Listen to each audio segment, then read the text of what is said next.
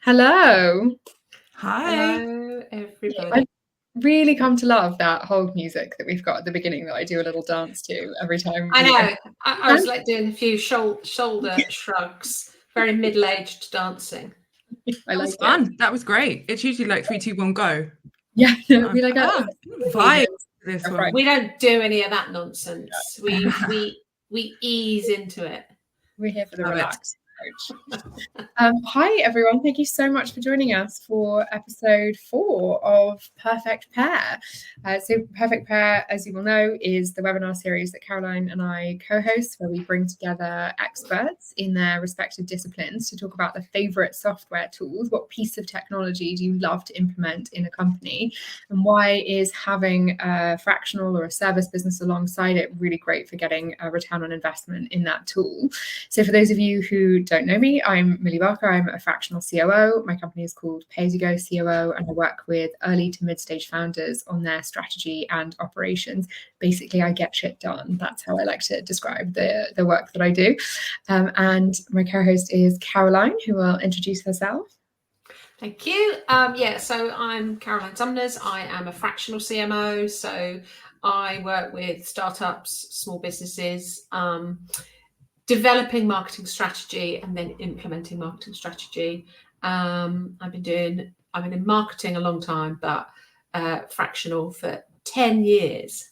I'm feeling old. So so that's Millie and I, and we are delighted today to have Ginni with us, who is founder at Further. Gosh, that's confusing.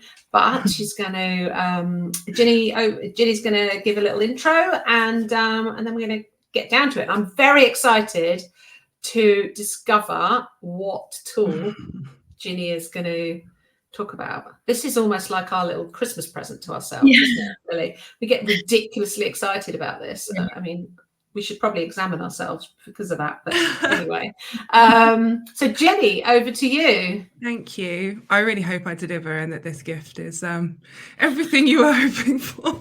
Founder at Further founder. I've started like hashtag Further founder. I'm Ginni. I am a people and culture professional. I have spent my whole career working for and with scaling organizations, so sort of startups, a lot of tech companies.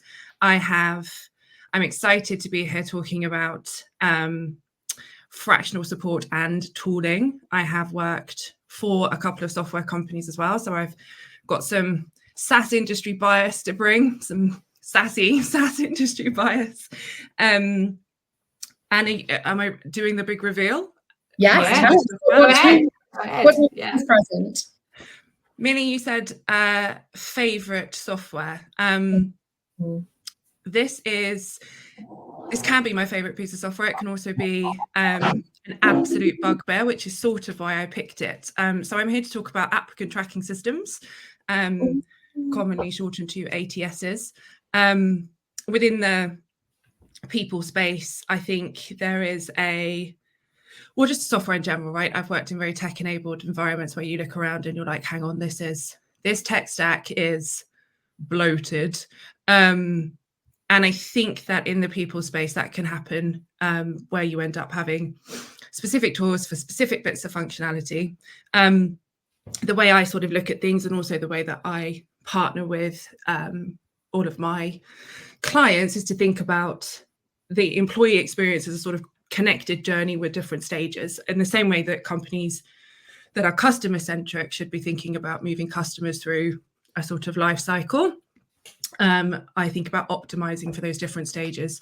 And the recruitment piece, for some reason, reasons that I have thoughts on, just feels like it's become this sort of quite standalone and quite outsourced and fairly commoditized sort of part of that journey.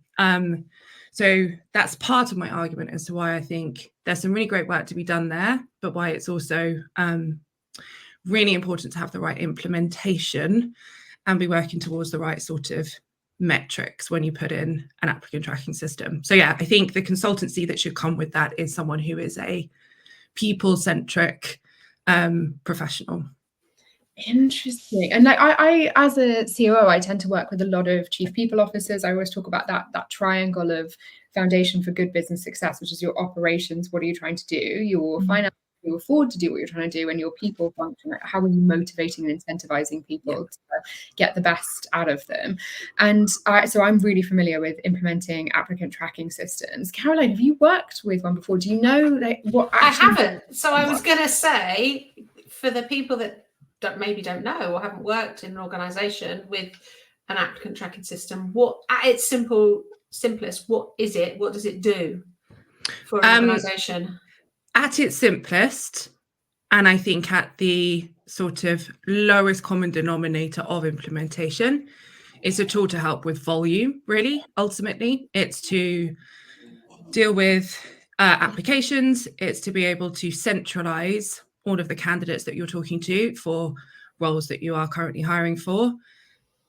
If you sort of add quality on top of that, there is functionality, which is where I'm like, these can be properly sort of quality driven, enhancing experiential enablers. But yeah, at the lowest common denominator, it's how we're managing our candidates.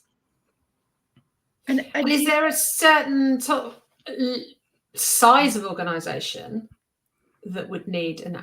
I'm guessing there is like an applicant. What's the minimum sort of like size organisation might think? Right, we need a tracking system. I don't necessarily think there's a rule. I think that it's possible to do things manually for a while, but again, I think there's a choice to be made as to whether this is just about handling a volume task, or whether this is actually about candidate experience and whether it's about quality recruitment processes. And if it's the latter, then honestly, the sooner the better. I think if you're hiring regularly, if you're a company that's on a growth journey, and actually equally, which is part of why I picked this tooling, because there's so much out there, it's quite hard to make this choice. In the landscape that we're in at the moment, where companies have gone from this sort of period of growth at all costs, and I'm going to run this like it's one big giant credit card, to then laying everyone off, there are lots of candidates out there at the moment. And the peak of that was like just soul destroying, right? The candidate experience that was going on, organizations are being named and shamed for ghosting people, not giving people feedback, for running processes that will squeeze their experience and their careers, turning it all into a sort of what I think is quite a cynical negotiation exercise of, let's get the most overqualified person we can for the least amount of money possible. Like all of it has just been, like I say, this sort of race to the bottom. So yeah, I think if you are hiring at a steady rate, and if you want to be an organization that optimizes your recruitment process in a strategic way for quality, it's quite hard to do that without having some tooling in place. Right. And okay. When I did our first episode, which was operations, I obviously have an absolute favorite operations tool, which is Asana, and I love to talk about it. But Caroline, she's an Asana girl. Oh, she is. She's obsessed. Yeah.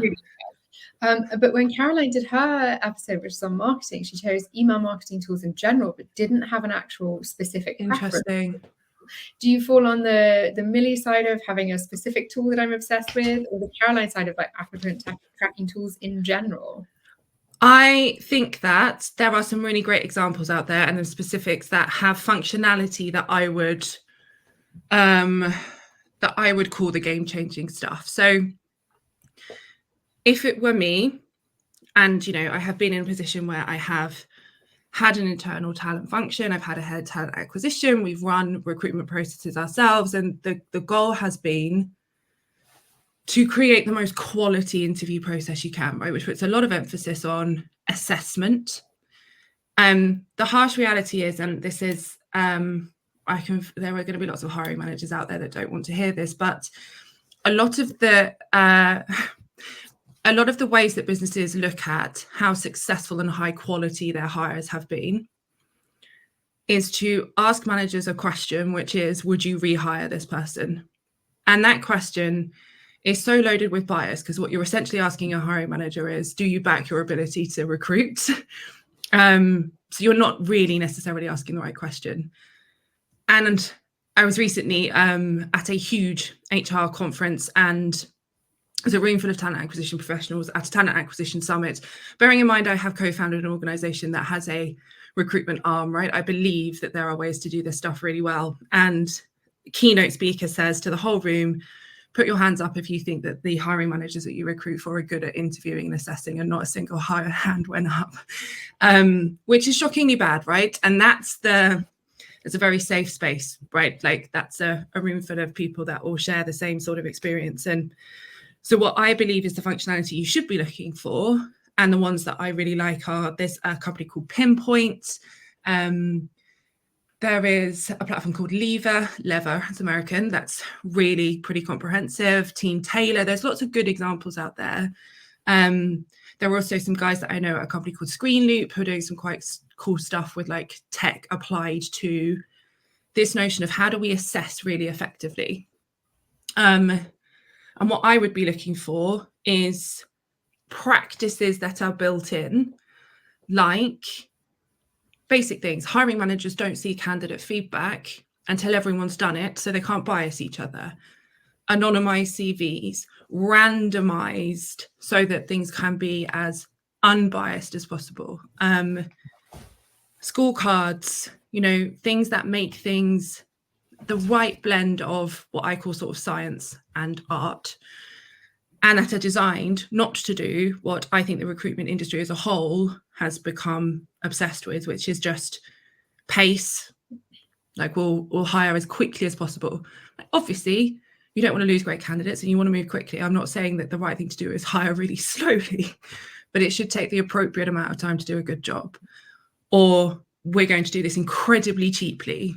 Like if you're doing it really quickly and really cheaply, doesn't sound like a particularly high quality service to me, right? So yeah, I think it depends what your goals are. And if you are what I would call people-centric in sort of what your talent acquisition goals are, which is to get the right people in, have a really managed expectation focused process that is two-way, where everyone gets feedback, nobody is ghosted, you achieve the volume problem, right? You address the abundance of candidates issues really effectively, but you go above and beyond so that it's not all science either, right? It doesn't just become this robotic, faceless, entirely automated sort of process. So yeah, it's a blend of sort of criteria, I think.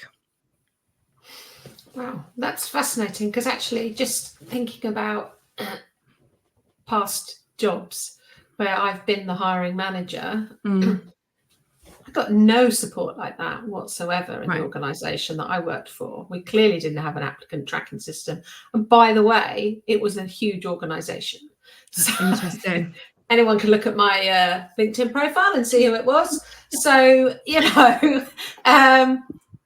but I developed my own scorecard because I felt that's what I needed, but I had to do that myself. Right. So I went on scorecard and then almost like gut and personality. So blending that, science with the sort of more culture-y side, I guess, with the person fit with the team. But I got no support like that at all from anywhere in the organization. So something like this would have been like gold for me, because I am a bit of a process person, despite the fact that I'm in marketing. And people tend to think that marketeers are all sort of like off in the clouds and like thinking about, whatever.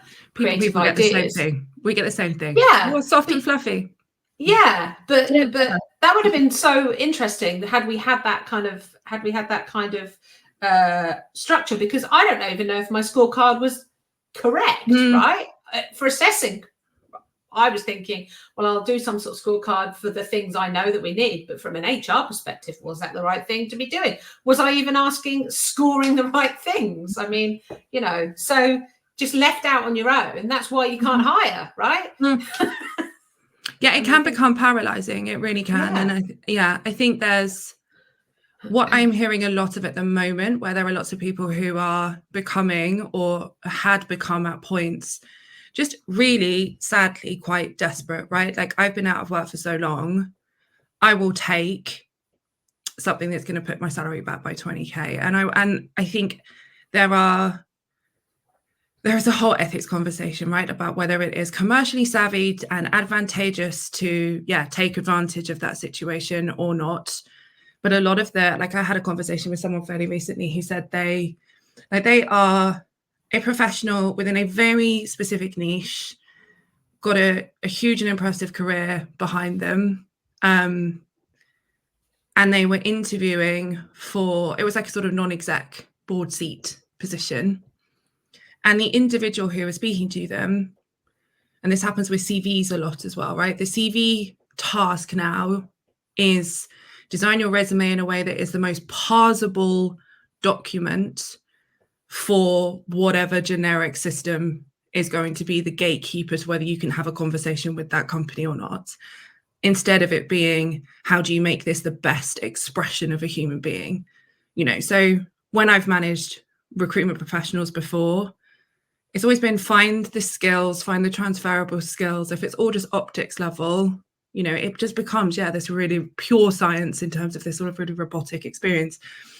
And I mean, because something wasn't overtly written with the right words in the right order on that person's profile, this individual said, I'm not going to put you through because you don't have this experience. And it was like, I had to pass that experience. It's not written anywhere because I haven't done it for probably 5 years. I could probably do it with my eyes shut if you wanted me to, but it was just very computer says no, right? That's not, I can't tick that box, and I don't understand who you are or what you do well enough to understand why that's a problem. So there is a real balance, right, of tooling that enables experiences and tooling that makes something more credible, more quality focused. And why you need a human being involved in that mix as well. And you need to be human and ask the right questions. So there's support that's definitely needed. Hiring managers are quite often left with, I think, quite a significant task that they don't get trained on. And think about people becoming managers, right? It's a path to promotion, but it's often, we're going to promote you into a completely different job that you've never done before, and we're not going to give you any training or support. And that includes recruitment, right? It's a huge area of development, I think. I have so many thoughts about that, but we can't go into that. Because it happened to me, right? That happened to me. So I have so many thoughts about that. That's fascinating, actually.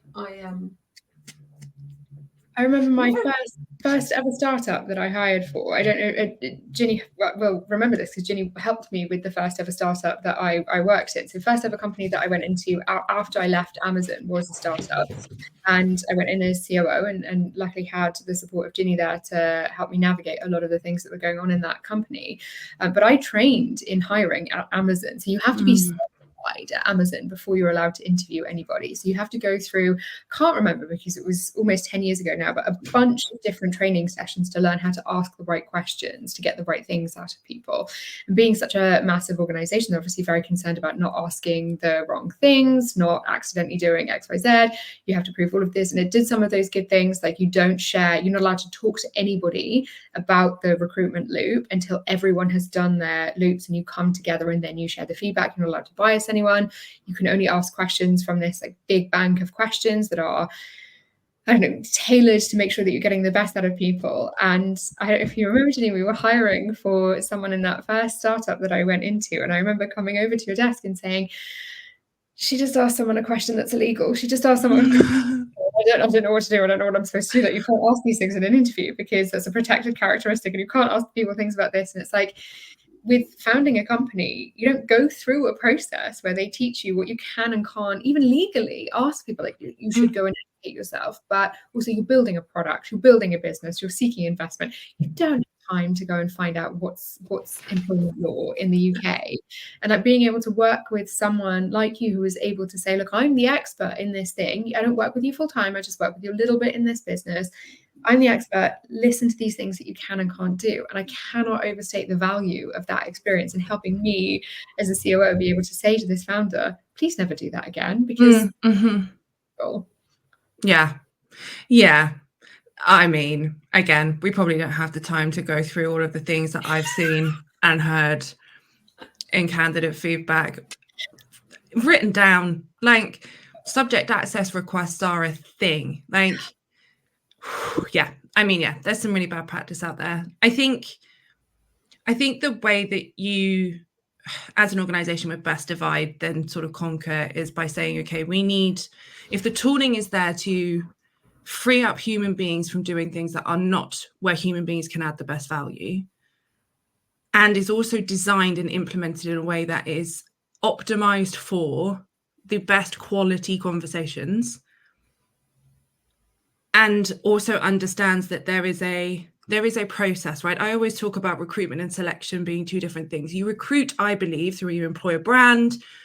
There's a whole thing on employer brand, right? And sort of managing people's expectations. Your job is not to, yes, you want someone to be interested in the role and your company. But if what you're doing is a sales exercise, if you are just overselling, that never works. I've never seen it work. I've never seen it not at some point translate into someone bouncing out of an organization. It's an exercise in authenticity, being intentional, managing people's expectations, finding a good match. And you recruit those people into a talent pool. And what you want is for that talent pool to be inclusive. You want it to be representative as much as it can be, and you want it to be a high quality pool. Then there is next a phase of how we select the person from that pool, right? Or the 2 people or the 3 people, depending on the roles and how many you're hiring for. And that is a period of quality assessment. And again, really great applicant tracking systems have got functionality built in that means that you can spend your time focusing on doing the best quality job that you can. The risk of just dropping an ATS in without that sort of, I guess, contextualized implementation is that, yes, you just turn this into something that's so procedural. It makes every opportunity where you could find some real excellence in match turns into like an edge case that just won't get through the process, right? And that's really sad. Like, it's a hugely missed opportunity. So yeah, I think training, I think awareness on what that is existing to do and what you need to do. And there is a whole space on, if you're a hiring manager, what responsibility that comes with. And some of that is quite regulated, right? There is some baseline do's and don'ts. Then there is a whole world of like, how do you, really good interviewers, right? How do you get to actually really know a person in what is quite a manufactured process? You spend, I don't know, a handful of hours, not many, speaking to an organization, and then make a massive decision of, I'm going to go and spend hopefully the next few years working with these people. So it's an awful lot of pressure put on that process, which is, again, when I hear people say, well, I want this role filled in a week. Like, if that's the primary objective, there's so many problems. I also think that there is, because software companies, for a reason, invest in customer success teams and professional services teams. And there is some real genuine intention, I think, in those teams in terms of like, this is a product market fit exercise. We are here to help you solve your problem. But if that person working for a piece of people software is not a people professional, their job is implement, onboard, try and make you use as much if you can, but they're not necessarily, again, I want to speak in generalized terms and be offensive to people, but actually optimizing it for quality outcomes, like the stuff that really makes a difference. You need someone who knows what they're talking about. You really do. That's such a good point. And I have to ask a question that's been in the back of my brain since the minute that you said ATS system. How do you feel like AI being implemented into these tools has positively or negatively impacted the quality of the outcomes that you're getting from an ATS? I think that if it is human-centric, if it is there to add rather than to, like I say, speed up, I think it can be perfectly positive. Look, candidates are using AI to get through interview processes. There's a big conversation about, is that cheating or not? And I'm like, well, they're going to be using AI in their jobs, right? Like, they will be. So it's not really cheating. It's probably quite savvy. I think there is a whole piece for the people world on finding ways to identify when AI has been used, right? And try and match your assessment criteria to the ways that people are applying for jobs and But equally, I see people all the time go like, if I'm reading a cover letter that's so obviously copied and pasted from ChatGPT, that's not a good thing. It's so clear in some cases when it's when there has been a lack of sort of thought. And I think good hiring managers have got their eyes out for that. And it's not necessarily this savvy hack that it's sort of made out to be. But yeah, I think, look, if you can do really deep, interesting behavioral analysis, if you can take transcripts of conversations, so you don't have to, active listening, being present in an interview, and also writing up your notes, and also trying to think about the next question. Like there's just so much that actually some technology that's savvy and clever there would be a really genuine application of. So again, I think it depends what it's trying to achieve. If it's making the decision for you, if it is just, we are going to remove all art from this, then yeah, I'm not a fan. That's not what I think is the right sort of purpose. But yeah, no, there's some really cool, clever stuff going on for sure. Yeah, I think when you look at it from the other side, because and that's also interesting to me, because I've never thought about recruitment from the recruiter's side, if that makes sense. I've only ever thought about it from the applicant side.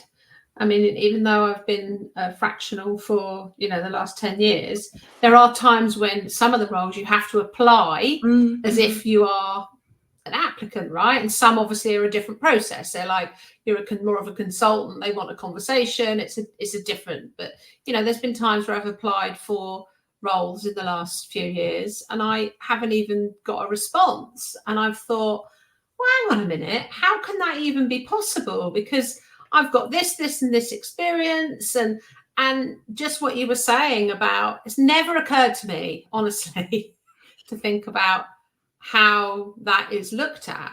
My assumption was it's just a human looking at it and going, no. But obviously there's a whole lot of other stuff going on that hadn't really even sort of like put to thought. So from a candidate perspective, it is demoralizing when it goes wrong, right? When you are just a number, or you either don't get a response, or you just get such a generic response of, at this time we won't be taking your application forward, and you want to say, well, why? Like, why? What is it that wasn't good enough? And I think, and even when you try and ask for that feedback, you don't get it ever, most of the time. So from an applicant perspective, I think there could be so many more improvements, couldn't there? And obviously that's what you're saying. Let's make it a holistic approach. And that is your brand, because you're making it so that it's highly unlikely that candidate is going to be someone that you can speak to in future. There's also just no excuse for nothing. Like there's, I always had a shout out to Anna, if she's watching this, who I worked together with, and we ran what I think was a pretty impressive approach to talent acquisition in terms of how the principles that ran through it. And it was always leave that candidate with something that they can learn from, that they can take away, that they can, and the joy of feedback is you don't always have to agree with it, but at least if it's constructive and it feels based in some sort of sense of reality, then I think people would much rather have authentic responses than either something generic or nothing at all that just feels like your time has been wasted, right? At the same conference that I mentioned, there was a conversation about quality, and there was an analyst there who was like, if you take it to the full sort of data-driven, statistical, significantly robust process, the best quality recruitment process is one candidate gets the job. There are problems with that in terms of, like I say, this talent pooling piece and being inclusive. And I think that it is the right thing to do and the fair thing to do to consider an appropriate sample size. But if what the goal is just to move people through like a sales cycle, stages of this funnel, this many people at first means we'll get this many people at second interview, which means that we'll get this many people doing an interview challenge and don't get me started on the design of interview challenges, which means we'll fill the job, then it doesn't really necessarily, the game you're playing is not, how do I make my application the best one for the job?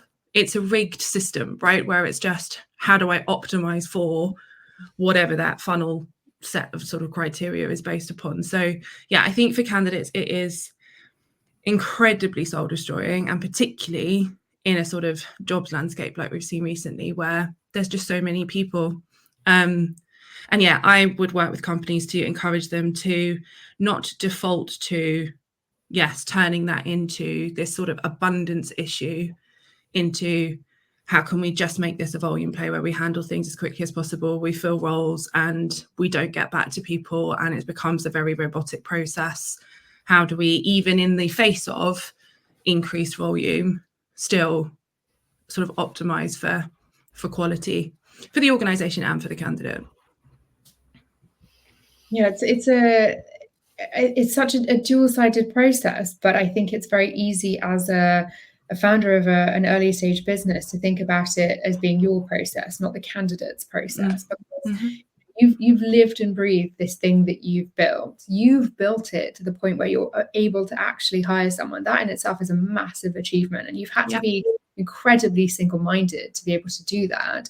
But I've worked with enough CFOs and enough budgets to know that if you could deliver the growth that you want without the spend that goes into people, you wouldn't be hiring people to build your business. Therefore, you cannot build this business without those people. And if you don't provide a good candidate experience for them, there's just absolutely no way that you're taking that idea, that amazing product that you've had, and taking it to the exit that you want, and thinking about the candidate experience and how, even just the software that you're choosing to manage that process can have an impact on the candidate experience, which has an impact on your ability to build a successful business. Like, when you think about it from that perspective, it's possibly one of the most important decisions in terms of software that you could be making.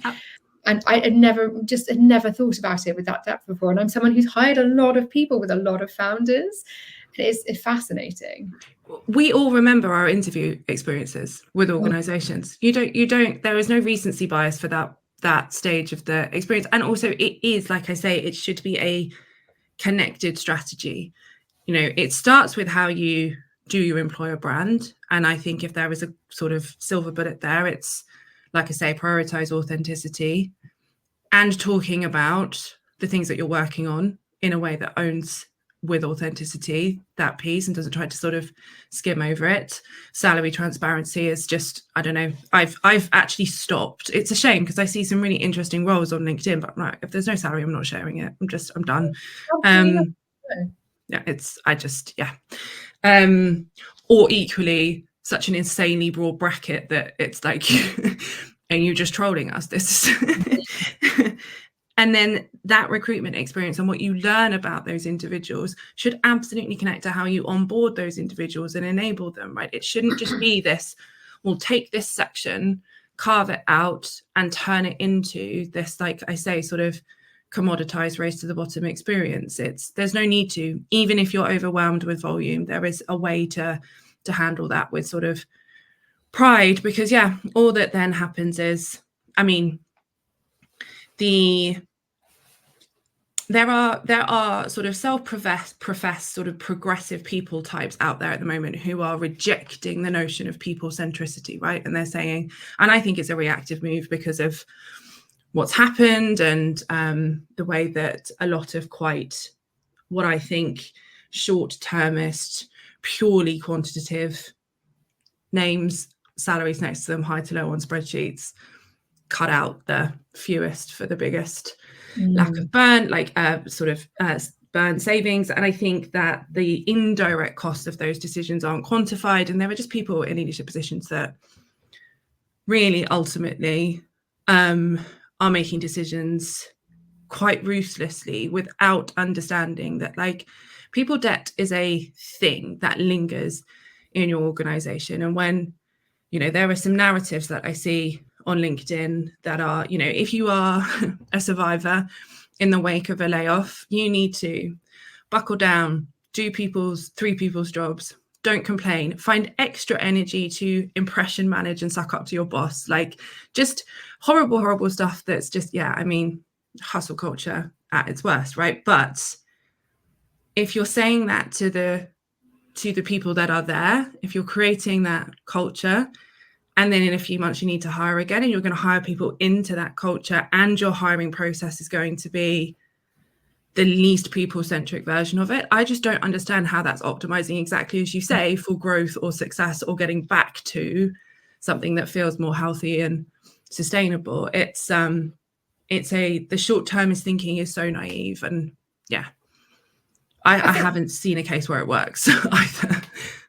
I don't know anything about the hiring practices at Twitter/X, but that example you gave of, all these people getting laid off and the people left behind, like that was played out in social media, right? The people that were left behind were then quitting and just saying, can't do it anymore. This is what's happening.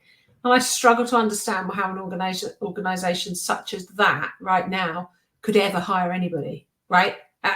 Who would willingly go into that environment, right? So that whole thing together, and when you talk about employer brand, everything like that, I think people are just so short-sighted in how things go together, aren't they? That they think that you're not going to connect the dots, right, as to what can happen. Yeah, there's stuff that happens in America that can't happen here. There's just some legal stuff. There's also like the worst examples I've seen is companies, organizations sort of leveraging things that really matter, like flexibility, which absolutely are things that certain demographics and characteristics holding people need in order to have happy, thriving, successful careers.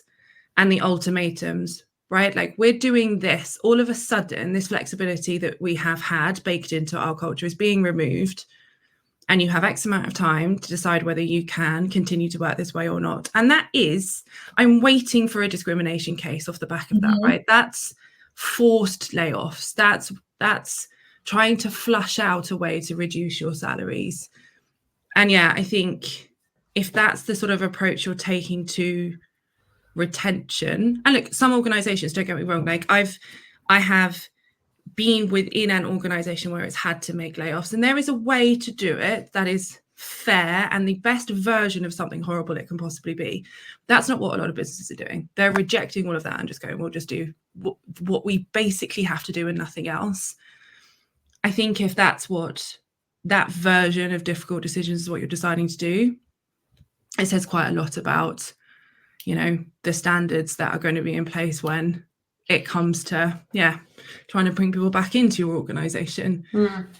Or the recruitment process is so salesy, all the effort is put into persuading people to join, that candidates are, I've had examples of people having 2 conversations and then getting a job offer and being like, hang on, I don't know enough to know whether I can accept this. This is a very strange, very artificial experience. So yes, I think, and to the point around artificial intelligence, right? Like, it's a blend. It has to be optimize your processes, make use of technology in a human first way, and involve people that know what they're doing and know how to create the right experiences. So I think that there's lots of examples of companies behaving terribly, and that extends to candidate experience. It really does. And it's just a huge shame. I know it's not entirely on the subject of how to implement an ATS tool into your business, but I know that we've all got some war stories from our time on the lines of existence. I'd be super interested to know, like, what are the worst interview experiences you've had? I've got some absolute doozies that I can share, and I'd love to, I'm sorry, first of all, that all of us had to go through those bad moments to have these anecdotes, but like, are there experiences that you can share that are bad takes from interviews that you've had?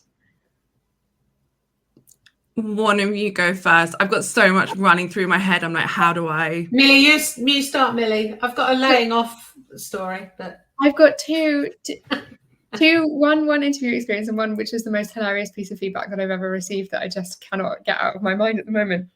I had an interview experience once where the hiring manager called me up for the feedback. It was very clear that this feedback was not going to be put down in writing, and had said that during the interview process, they found that I was probably too arrogant to work in their organization, because when I was giving examples of my own experience, I used the word I too much.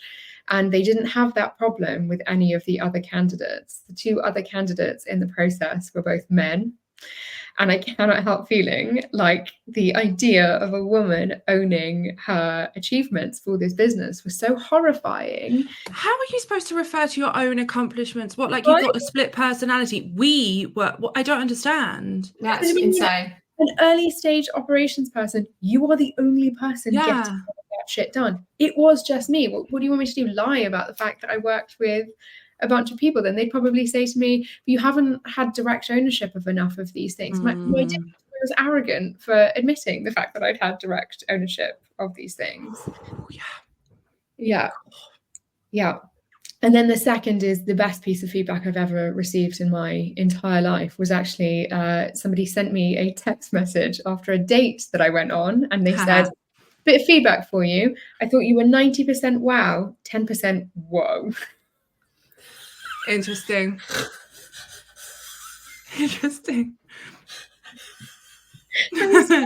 Anyone that's ever met me is like, yes, that's actually quite accurate. Feedback's a gift, everybody. Feedback is a gift. I'd just be like, what's the temp, what's the whoa? Like, what's the criteria that makes up this categorization? One person's wow is another person's woe. Yeah, my feedback for him was 100% whoa. So I did not dig the details, but I do one day want to get that on a t-shirt. 90% whoa. Right. Whoa. That is brilliant. I love it. I love it. Ginni, have you got one? Have you got an interview experience? In terms of being interviewed, I think, so one experience stands out where it was just a case of really bad, again, interview process design for the role that I was going for. I touched briefly on so don't get me started on interview challenges. They need to be designed for the role, they need to be designed for the right skills, they need to be pitched at the right level. I remember going in and, where I get it, the feeling was I'm back at school, and I just had this real fight or flight moment of I need to leave this situation, because it was essentially it gave me a task, a very manual, in front of me, open this software, show me how you would do X, Y, and Z using, it was a LinkedIn recruiter exercise. And I'm like, if I couldn't do this, I wouldn't be anywhere near, I wouldn't be talking to you about this job. And I was just, in those moments where you're like, what is this for? What are you testing for? And then it becomes, is this actually a test of resilience? Is the skill that you're actually interviewing for, which is where I'm like, behaviors and intentions need to match in these processes, in which case I'm not looking for an organization where the growth that I'm going to do is just pure, are you resilient enough to cope with this? And don't get me wrong, I've met people who love those environments. There are lots of analogies of companies who will say, you're going to come here, work the longest hours that you've ever worked. You'll probably burn out, but we'll pay you a lot of money, and you'll probably do a couple of years and then move on. And actually, if that's what you want, super. At least that is authentic employer branding, right?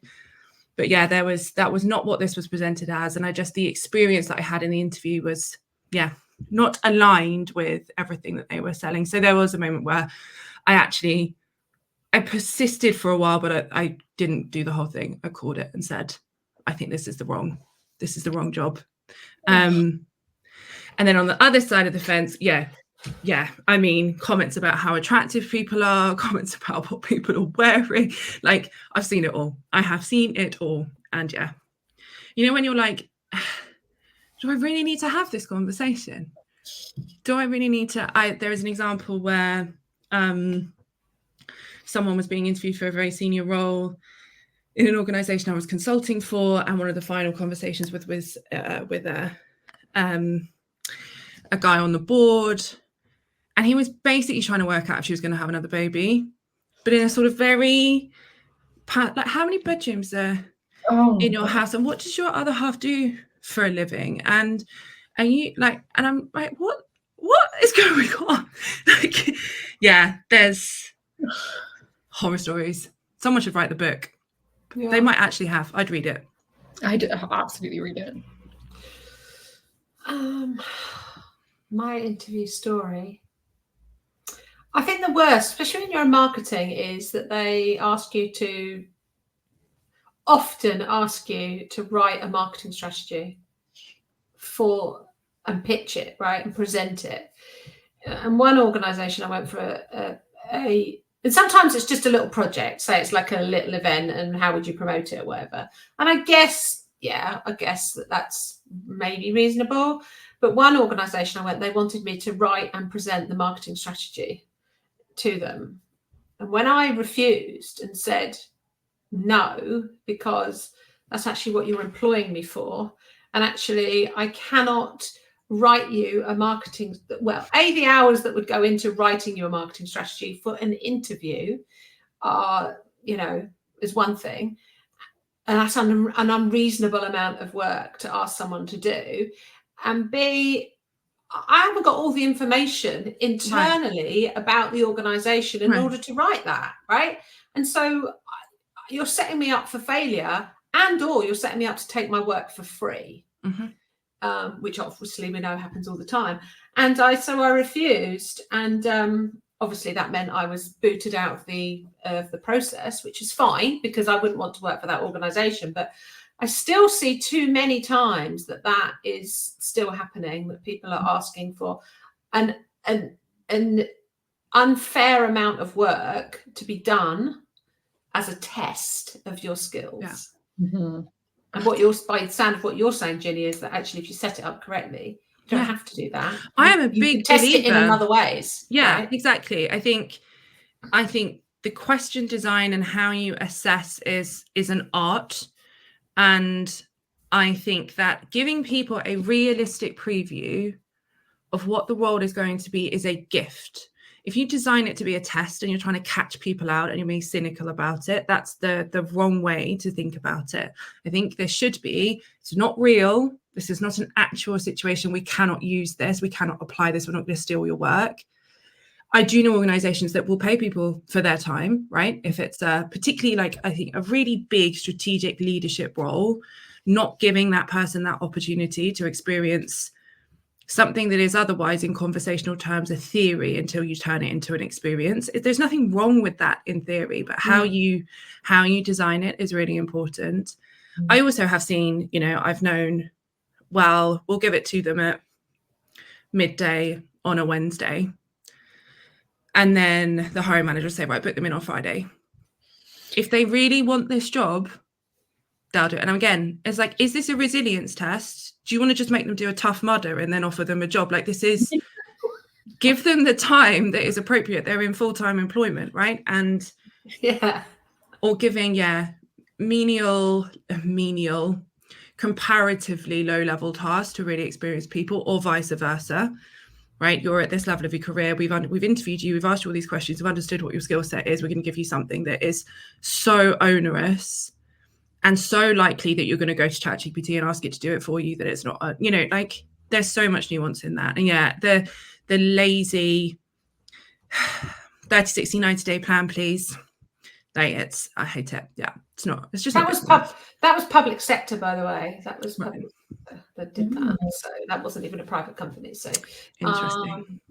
So that was interesting. So I don't think I would have thrived in that organisation anyway. No. You belong you're in exactly the right place. Yeah, exactly. All right. Days about this. This has been such a fascinating conversation, but I'm so conscious of the fact that we're actually slightly over time, and I wanted to make sure that we had time to say, if anybody wants to come and work with further or wants to talk to you more about the things to figure out how they can do all these great things that you've mentioned, how can they best get hold of you? They can find me on LinkedIn. I am Ginni Lisk. I am very, very, don't get me started on the functionality of LinkedIn's inbox, but I am pretty active on there. Or I am Ginni@furthertalent.co if you'd like to drop me an email. But yeah, if you are a business that makes a genuine commitment to people centricity, views that as a route to achieving top line company growth and objectives and goals, and wants to unlock all the potential in your humans, then I'm your gal. Amazing. Fantastic. When we will be uploading the recording of this to a couple of different places, so I'll make sure we include all that information in there as well. So if anyone didn't, Thank you. We'll do that. Thank you so much for joining us. I so enjoyed this conversation and really could have kept going for a very long. Me too. It's such a shame that we have to go. So we'll wish everybody else a wonderful rest of the day, and get in touch if anyone wants to talk through any of the things that we've covered here. Thank you, Ginny. Thank you. Thank you for having me. Speak to you soon. Bye. Bye. Bye.